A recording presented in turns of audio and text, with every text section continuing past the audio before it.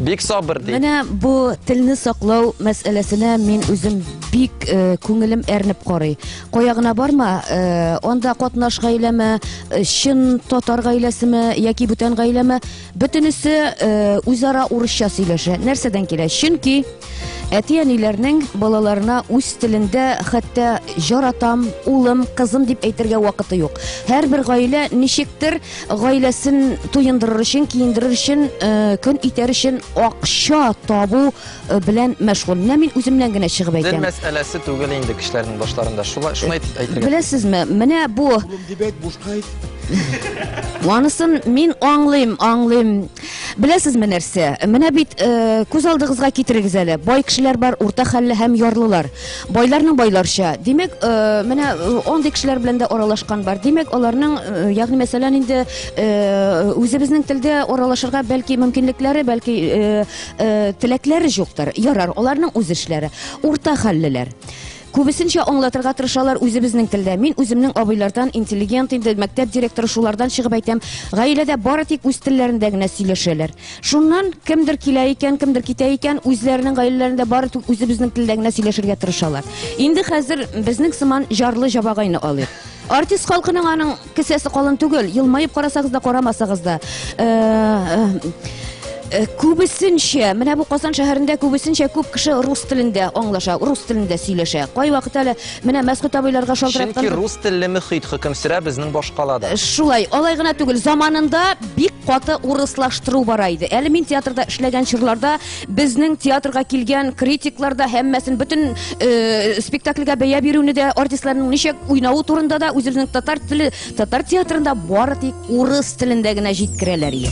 Инде шөкер, Аллага шөкер, хәзер менә бу демократия күчешләр чорыннан соң үз телебездә сөйләшә торган вакытлар килде. Инде хәзер мин кире әйләнеп кайтам жарлы жабагайга. Жарлы жабагайның мәктәптә урыс телендә белем алган балалары белән өендә татарча сөйләшерлек вакыты калмый. Баласына ипи ашатырга акча табарга кирәк, үстенә киендерергә кирәк, ул бер эштән икенче эшкә чаба. Дәүләтебез бит без артистларны гына түгел, күбесен кесе ягыннан бердә куандырганы юк. Уйлап карасагыз, менә именно жарлы жабагайның теле бөтенләй ни тегеләй түгел, ни булай түгел. Әле менә урта хәлле интеллигенцияның анда инде мин рәхәтләнеп татарча сөйләшә алам. Менә мин бүгенгесе көндә эшсез кеше, бөтенләй эшем юк минем. Документларым жата бер җирдә, анда пенсия фондына ничәдер тием бара буга инде. Мин инде мөмкинлекләремнән файдаланып, туйларда, мәҗлесләрдә, тамада булып эшлим. Ике телдә дә тигез сөйләшәм. Аннан соң тагын бер үнәрем бар, анысы инде Аллага шөкер, Ходай Тәгалә миңа югары көчләр биргән үнәр, мин кешеләргә ярдәм кулы сузалам, ул сәламәтләндерә алам. Менә бит күп кешеләрнең мондый төрле яклап ничектер үзенә керем китерерлек мөмкинлекләре юк. Шуңа күрә минем басым ясап әйтәсе килә, гаиләдә генә түгел ул. Менә шушы дәүләт башында утырганнарның, менә шушы ярлы гаиләләргә тиешле, хәтта бу чыгымнарын капларлык тиешле. Кыскасы, телне өйрәнер өчен дәүләт безгә мотивация ясарга тиеш, шулаймы? Әйе. Этәргеч булырга тиеш. Әти-әнинең баласына хәтта анда көненә 5-6 кич белән, мәктәптән кайтканнан соң кич белән йоклар алдыннан. Кыскасы, бала татарча белә икән, гаиләгә өстәмә түләү кирәк. Дәүләт мәктәп кенә җитми. Мәктәптә күбесенчә урысча сөйләшәләр. Бу хәзер башка тема. Безнең бу темага сөйләшкәнебез бар. Без алга таба әлбәттә әлеге темага сөйләшербез. Тагын бер тамашачыбызны кабул итеп китик. Инде вакытыбыз шикләнеп кала. Аграфена ханым, тамашачыбыз шылтырата. Аны тыңлап китик инде зинһар өчен. Исәнмесез? Исәнмесез. Хәерле төн, кем буласыз? Кайдан шылтыратасыз? Мин Мөдәрис исемле кеше булам, Казаннан. Исәнмесез, Мөдәрис әфәнде, сезнең фикерегез нинди? Минем фикерем шундый, әгәр дә психологиягә килгәндә, менә безнең төрле төркемнәр бар татар арасында, төрле диалект нидә сөйләшәләр, һәр кайсысы ул зур байлык безнең өчен. Менә без хәзер татар телевидениедан төрле татарларны күрә алабыз.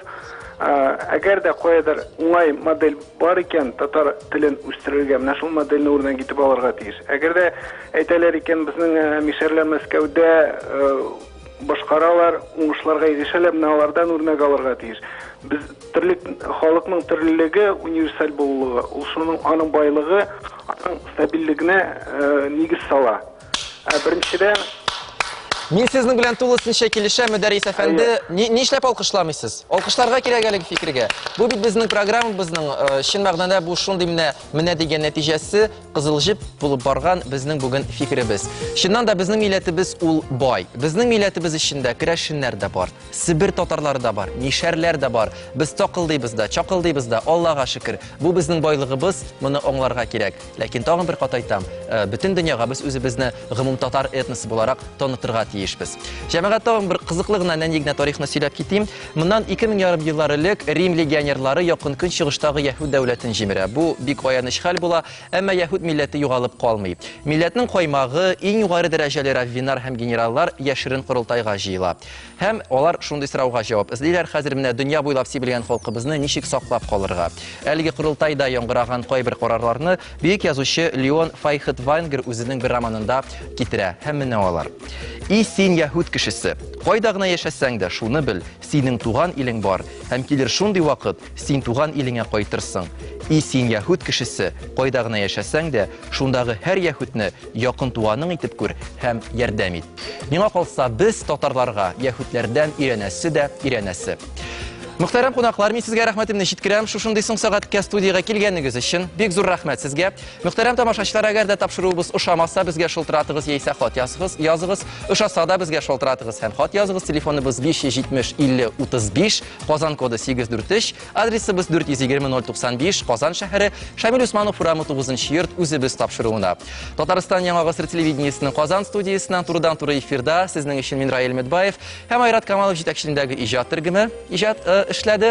Без саулашабыз, хәерле төннәр. Һәм Илсия Бәдретдинова башкаруында җыр тыңлыйбыз.